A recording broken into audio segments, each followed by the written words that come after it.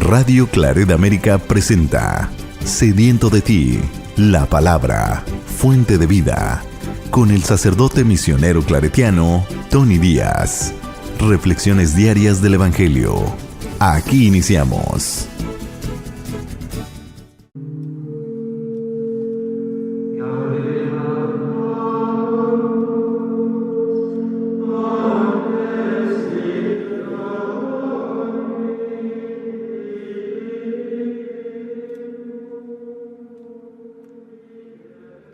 Bienvenidos hermanos a nuestras reflexiones bíblicas de las lecturas del día. Hoy es miércoles de la 22ª semana del tiempo ordinario.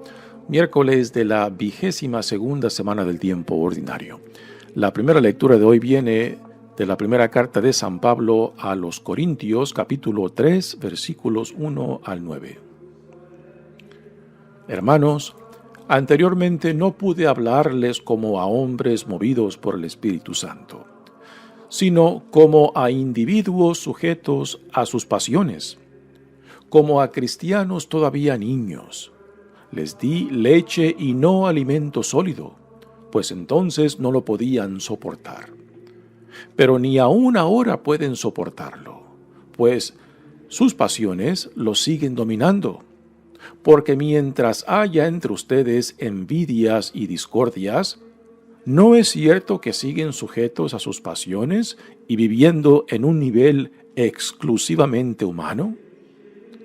Cuando uno dice, yo soy de Pablo, yo soy de Apolo, ¿no proceden ustedes de un modo meramente humano? En realidad, ¿quién es Apolo y quién es Pablo? Solamente somos servidores por medio de los cuales ustedes llegaron a la fe, y cada uno de nosotros hizo lo que el Señor le encomendó. Yo planté, Apolo regó, pero fue Dios quien hizo crecer, de modo que ni el que planta ni el que riega tiene importancia, sino solo Dios, que es quien hace crecer. El que planta y el que riega trabajan para lo mismo, si bien cada uno recibirá el salario conforme a su propio trabajo. Así pues, nosotros somos colaboradores de Dios y ustedes son el campo de Dios, la casa que Dios edifica. Palabra de Dios. El salmo responsorial es el Salmo 32 y el responsorio es: Dichoso el pueblo escogido por Dios. Dichoso el pueblo escogido por Dios. Feliz la nación cuyo Dios es el Señor. Dichoso el pueblo que escogió por suyo. Desde el cielo el Señor atentamente mira a todos los hombres. Desde el lugar de su morada observa a todos los que habitan en el orbe. Él formó el corazón de cada uno y entiende sus acciones. En el Señor está nuestra esperanza, pues Él es nuestra ayuda y nuestro amparo. En el Señor se alegra el corazón, y en Él hemos confiado. Dichoso el pueblo escogido por Dios. El Evangelio de hoy viene de Lucas, capítulo 4, versículos 38 al 44. En aquel tiempo Jesús salió de la sinagoga y entró en la casa de Simón. La suegra de Simón estaba con fiebre muy alta y le pidieron a Jesús que hiciera algo por ella. Jesús, de pie junto a ella, mandó con energía a la fiebre y la fiebre desapareció. Ella se levantó enseguida y se puso a servirles. Al meterse el sol, todos los que tenían enfermos se los llevaron a Jesús y él, imponiendo las manos sobre cada uno, los fue curando de sus enfermedades. De muchos de ellos salían también demonios que gritaban: «Tú eres el Hijo de Dios». Pero él, les ordenaba enérgicamente que se callaran, porque sabían que él era el Mesías. Al día siguiente se fue a un lugar solitario y la gente lo andaba buscando. Cuando lo encontraron, quisieron retenerlo para que no se alejara de ellos. Pero él les dijo: «También tengo que anunciarles el reino de Dios a las otras ciudades, pues para eso he sido enviado». Y se fue a predicar en las sinagogas de Judea. Palabra del Señor. Muy bien, damos comienzo a nuestra reflexión de las lecturas de hoy. Continuamos leyendo la primera carta de San Pablo a los Corintios. Ya como lo mencioné la semana pasada, esta es una de las cartas, uno de los documentos más importantes después de los Evangelios dentro del Nuevo Testamento. Aquí Pablo nos introduce otra distinción de tantas, y esta distinción es entre vivir según la carne, o aquí como lo menciona, las pasiones, y el Espíritu, y no cualquier Espíritu, sino el Espíritu Santo, o el Espíritu de Cristo, o el Espíritu de Dios, ¿no? Y es otra distinción a la cual Pablo nos introduce. Y aquí Pablo utiliza esta distinción para describir lo que se está viviendo en la comunidad de Corinto, el por qué existen tantas divisiones entre ellos. Es porque aún están inmaduros espiritualmente, porque aún se dejan llevar según la carne o según las pasiones, como nos lo dice la traducción que estamos leyendo en esta lectura. Dice la lectura: hermanos, anteriormente no pude hablarles como a hombres movidos por el Espíritu Santo, sino como a individuos sujetos a sus pasiones. Así que la palabra en griego que esta versión traduce como pasiones, es la palabra en griego de la carne, que Pablo lo contrasta con el espíritu. Y la razón y motivo por cual esta comunidad de Corinto está tan dividida, que lo aclarará un poco más adelante Pablo, es porque aún están pensando, están viviendo, se están relacionando según las motivaciones de la carne o de las pasiones, y no las motivaciones del Espíritu Santo o según la mente de Jesucristo o la de Dios. Y por eso existen esas divisiones a las cuales Pablo se está dirigiendo, el por cual esta carta la escribió, porque le llegaron reportes cuando él estaba en Éfeso de estas divisiones. Dice: como a cristianos todavía niños les di leche y no alimento sólido, pues entonces no lo podían soportar. Aquí Pablo está haciendo referencia al primer contacto que él tuvo con esta comunidad de Corinto, de que los introdujo a Cristo, los introdujo al plan de salvación de Dios, los introdujo a la vida que Dios les estaba ofreciendo en Jesucristo. Pero todavía, por la inmadurez, por la falta de comprensión del misterio que les compartía, pues estaban todavía inmaduros y según Pablo, todavía viviendo según las motivaciones de la carne o de las pasiones humanas, en contraste de las motivaciones del Espíritu Santo o de la mente de Cristo, como también Pablo lo nombrará. Pero ni aún ahora pueden soportarlo. Así que si cuando Pablo tuvo este primer contacto con ellos estaban inmaduros espiritualmente, el hecho de que existen todavía tantas divisiones, tantos celos entre ellos, pues es prueba de su continua inmadurez. Pues sus pasiones los siguen dominando. Nuevamente, pasiones se refiere a las motivaciones que nacen de la forma de pensar simplemente humana o de la carne, nuevamente en contraste de las motivaciones que nos mueven según el Espíritu Santo o el Espíritu de Cristo. Porque mientras haya entre ustedes envidias y discordias, ¿no es cierto que siguen sujetos a las pasiones y viviendo en un nivel exclusivamente humano? Aquí entra un detalle muy interesante.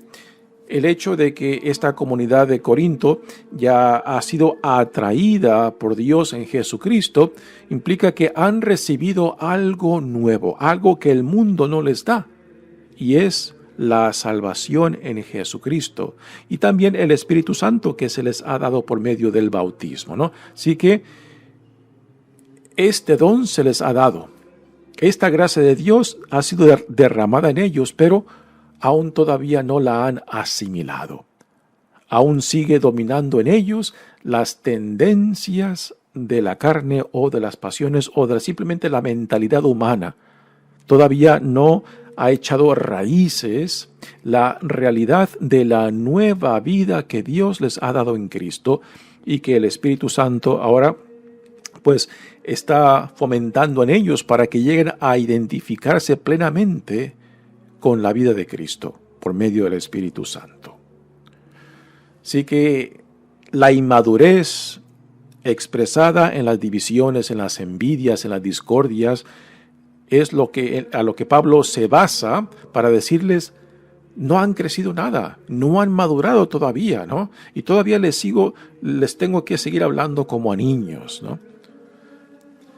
Y ahora Pablo va ya al caso concreto que en lo que se basa su admonición, su denuncia, y aquí describe parte de las divisiones, o sea, los grupos que se han formado dentro de esta comunidad.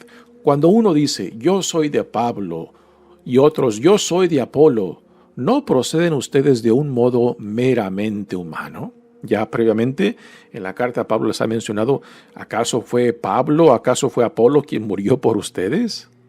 ¿Sí? En realidad, ¿quién es Apolo y quién es Pablo? Solamente somos servidores por medio de los cuales ustedes llegaron a la fe. Instrumentos de Dios, instrumentos del Espíritu Santo, instrumentos de Cristo, ¿no? Así que tanto Pablo como Apolo fueron enviados por Dios para que llegaran a tener este encuentro con Cristo y por medio de él llegar a la nueva vida que Dios les ofrece en Cristo, siendo miembros o ciudadanos de esta nueva realidad que Dios en Jesucristo ha inaugurado, el reinado de Dios. Y para uno identificarse con esa nueva realidad que ya está presente, que ya está activa entre nosotros, cuando vivimos según la mente de Cristo, según el Espíritu Santo, pues entonces somos llamados a ser una nueva persona. Y esta nueva persona tiene que después relacionarse tanto con el mundo como con otros, según esa nueva identidad y dignidad que Dios nos da como hijos e hijas amados de Él. Y esto es a lo que Pablo quiere llevar a esta comunidad de Corintios, pero están todavía tan inmaduros porque aún se están relacionando según la mente de la carne, según las pasiones, según la mentalidad del mundo y no la del Espíritu Santo. Nuevamente Pablo dice, yo planté y Apolo regó, pero fue Dios quien hizo crecer. Y esta es una bella conclusión. Tanto Pablo como Apolo simplemente son colaboradores con Dios, pero es Dios, por medio del Espíritu Santo, que hace posible el crecimiento. Es Dios quien da la vida, es Dios quien transforma, es Dios quien regenera. Todos somos solamente instrumentos, colaboradores con Dios o con Cristo. De modo que ni el que planta ni el que riega tiene importancia, sino solo Dios, que es quien hace crecer. El que planta y el que riega trabajan para lo mismo, si bien cada uno recibirá el salario conforme a su propio trabajo. Así pues, nosotros somos colaboradores de Dios y ustedes son el campo. Aquí Pablo introduce o sigue la imagen que ha introducido, ¿no? De que tanto Pablo como Apolos son colaboradores trabajando en el campo. ¿Y quién es el campo? El campo representa a la persona, aquellos que han sido atraídos por Dios a Cristo. Entonces la persona es el campo donde se siembra la semilla de la fe, y tanto Pablo como Apolo son los que trabajan, los que cultivan la tierra. Ya Pablo nos dijo, yo planté la fe, pero Apolo fue quien le echó agua, quien la regó, pero es Dios quien ha producido el crecimiento. Y después sigue Pablo introduciendo otra imagen para ampliar lo que está escribiendo. Dice, así pues nosotros somos colaboradores de Dios y ustedes son el campo de Dios, la casa que Dios edifica. Ya más adelante en otras cartas Pablo nos dirá que somos el templo de Dios, no solamente como personas, sino también como comunidad, ¿no? Esta doble dimensión de la imagen del templo no simplemente es personal, sino también es comunitaria, puesto que Cristo es la cabeza de este edificio. Cristo es quien le da estructura a la iglesia, o sea, la comunidad.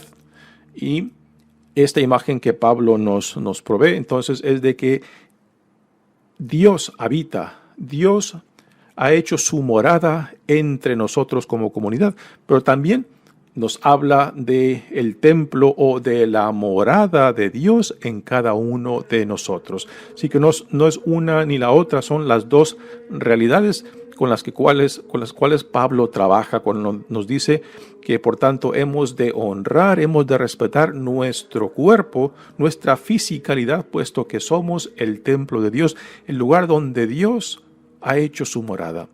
Y esto reconociendo que viene de un fariseo, de un judío muy convencido, ¿no?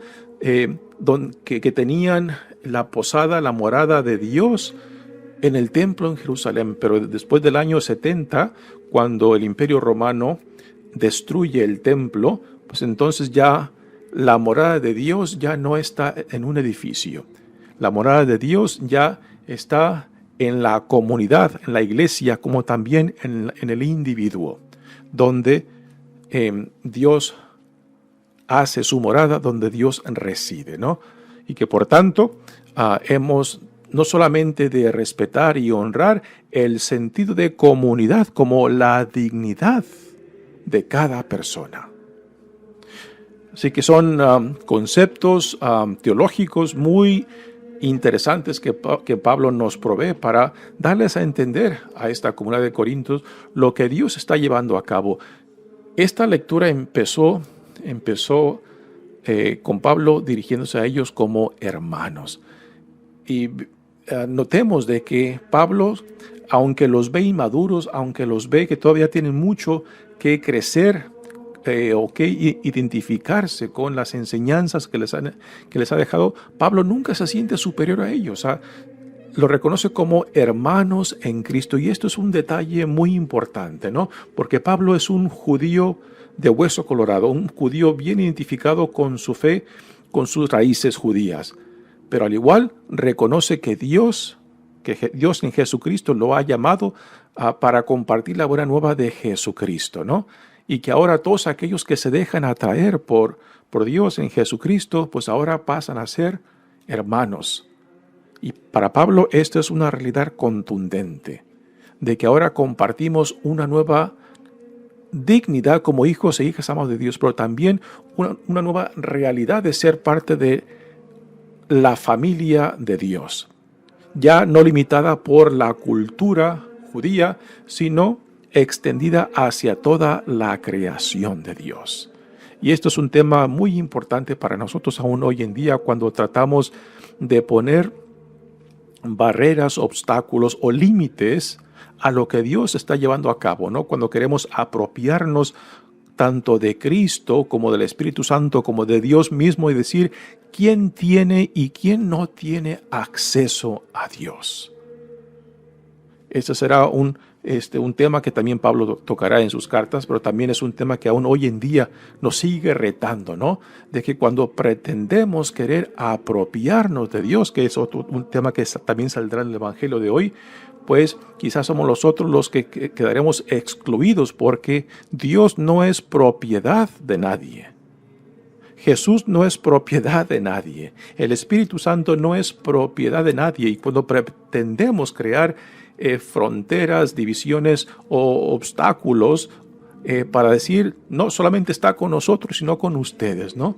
Pues quizás seremos nosotros los que quedaremos excluidos cuando pretendemos hacer esto. Muy bien, pasemos ahora al Evangelio de hoy, que viene de Lucas. Justo previo a este Evangelio que acaban de escuchar, Jesús se encuentra en la sinagoga de Cafarnaúm, pueblo donde reside Pedro y su hermano Andrés. Y en la sinagoga Jesús sana a un endemoniado, donde la gente se queda anonadada al ver la autoridad y el poder de Jesús, que es un contraste impresionante a cómo Jesús fue recibido en su propio pueblo de Nazaret, cuando también en la sinagoga de Nazaret, pues él hizo presencia y se quedó Jesús impresionado por la falta de fe.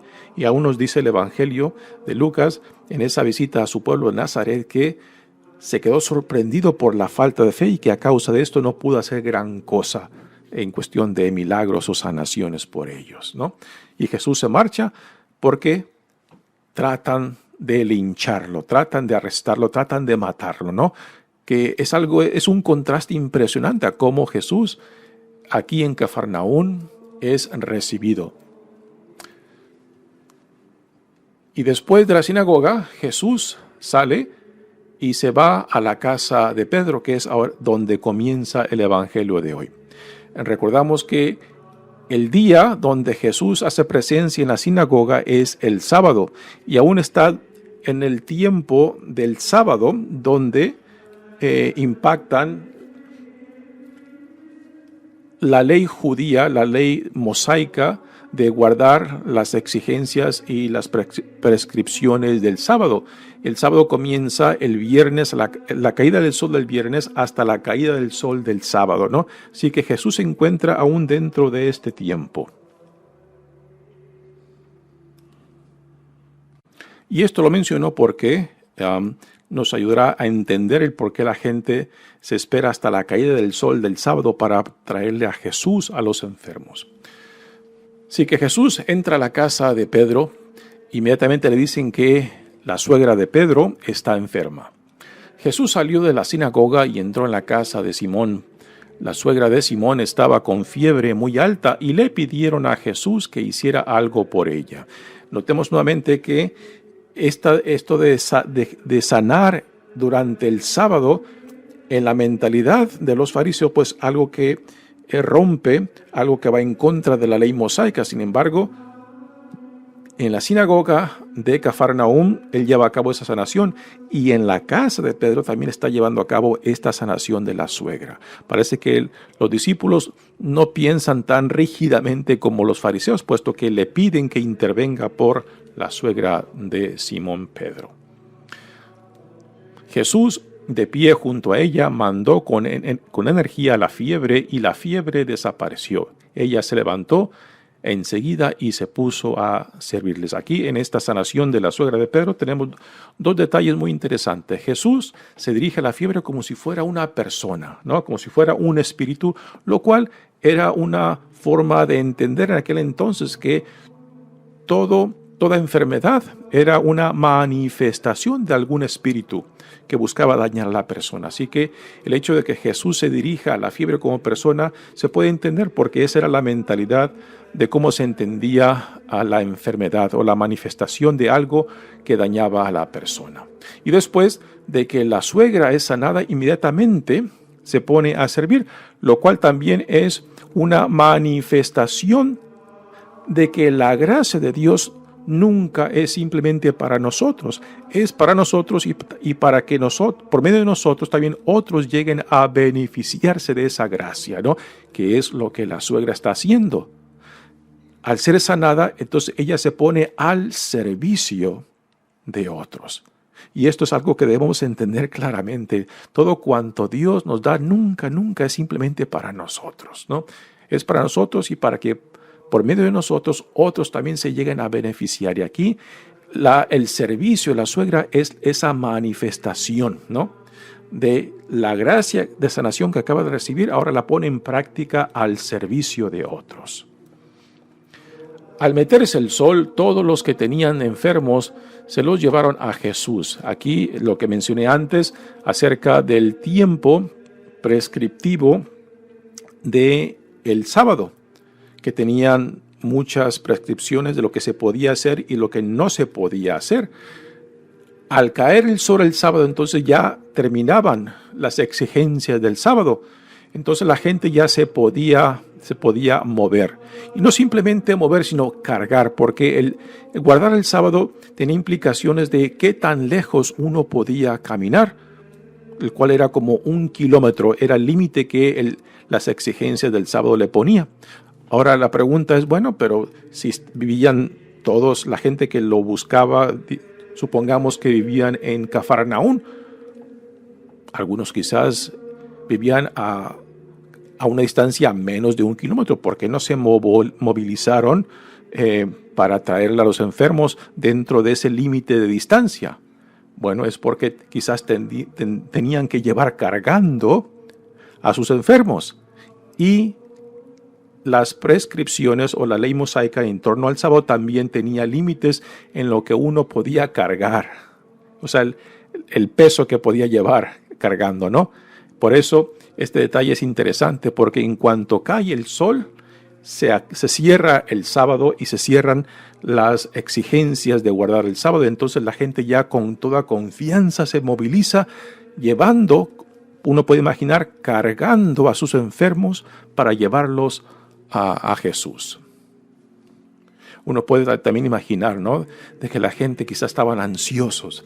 Se enteraron de que Jesús salió de la sinagoga y se fue a la casa de Simón Pedro, ¿no? Y estaban ansiosos de ver que el sol cayera, o sea, de que se cerrara al tiempo de obligación de guardar el sábado para poder movilizarse, para poder llevarles a los enfermos a Jesús.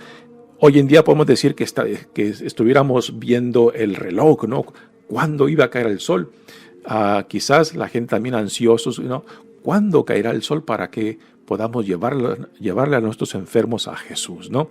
Sí, podemos fácilmente imaginar la ansiedad y el deseo de que se cierre el sábado para poder movilizarse. De muchos de ellos salían también demonios que gritaban: «Tú eres el Hijo de Dios». Esto también lo escuchamos ayer en la sanación que Jesús llevó a cabo en la sinagoga de Cafarnaún, que también el endemoniado conocía la identidad de Jesús, y Jesús los callaba. ¿Por qué? Porque Jesús no quiere que esas palabras de los endemoniados confundan a la gente. Jesús busca paulatinamente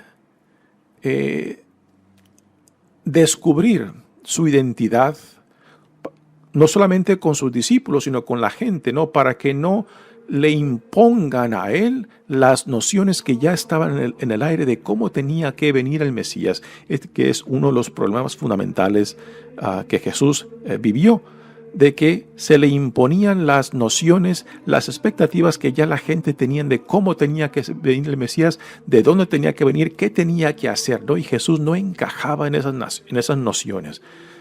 Jesús quiere definirse según como Él se entiende en relación a Dios Padre. Y esto fue uno de los problemas fundamentales, no solamente con los discípulos, sino también de cómo la gente, y particularmente los que no lo aceptaron, los que lo rechazaron y lo condenaron, ¿no?, porque no encajaba en sus nociones de cómo tenía que venir el Mesías, qué era lo que tenía que hacer, pues por eso lo rechazan. Sin embargo, la gente sencilla, la gente dispuesta a dejarse atraer por Dios, transformar por Dios, lo reconocen. Al día siguiente se fue a un lugar solitario y la gente lo andaba buscando. En el Evangelio de Marcos, esta misma escena, no es la gente quien lo busca, sino los discípulos, que parece que andan nerviosos y confundidos porque no lo encuentran, y de seguro han pensado: nos ha dejado, nos ha abandonado, ¿no? Pero aquí en el Evangelio de Lucas es la gente que lo busca. ¿Por qué? Porque no quieren que se marche de ahí, quieren retenerlo, ¿no? Aquí es donde entra esta otra noción que ya les había mencionado en la primera lectura, ¿no?, de que quieren apoderarse de Jesús. Quieren mantenerlo fijo con ellos, ¿no? Lo cual es una gran tentación, de que a veces, como en grupos o en iglesias, queremos adueñarnos, queremos poseer a Dios o a Jesucristo y pretender decidir quién tiene y quién no tiene acceso a Dios, lo cual es una tentación muy grande y muy grave cuando queremos poner los límites y queremos determinar quién tiene acceso y quién no tiene acceso. Esa decisión le pertenece solamente a Dios. Y Jesús les responde a ellos: también tengo que anunciarles el reino de Dios. El reino de Dios es el tema central de la predicación de Jesús. Las sanaciones, los milagros, la expulsión de demonios están conectadas con su proclamación del reino, pero son como pruebas contundentes, son como testigos de que lo que Él está proclamando, la inauguración del reinado de Dios entre ellos, es realidad porque se llevan a cabo estas sanaciones, esta expulsión de demonios, esta manifestación del poderío de Dios, ¿no? Pero Jesús no quiere que lo reduzcan tampoco simplemente a un curandero, que es lo que a veces reducimos a Jesús cuando vamos detrás de Él por el milagrito y no nos interesa nada su visión del reino, el tema central de su proclamación. Si es solamente el milagrito que voy en busca y no la visión del reino que Dios en Jesucristo nos ofrece, entonces simplemente vamos buscando nuestros intereses, por más reales y concretos que sean. Si no tenemos interés del reino de Dios, entonces solamente busco lo mío. Y ya que he obtenido lo mío, pues el resto lo dejo, ¿no? Y quizás muchos que buscaban a Jesús también buscaban solamente eso, su necesidad. Nos damos cuenta de que de la gran multitud que lo buscaba, fueron pocos, muy pocos en realidad, los que verdaderamente se comprometieron a seguirlo y a dejarse atraer por la visión del reino que Jesús les quería compartir. Muy bien, mi nombre es Padre Tony Díaz, misionero claretiano. Que Dios los bendiga. Radio Claret América presentó Sediento de ti, la palabra. Fuente de vida. Sus comentarios son importantes. Contáctenos en radioclaretamerica@gmail.com.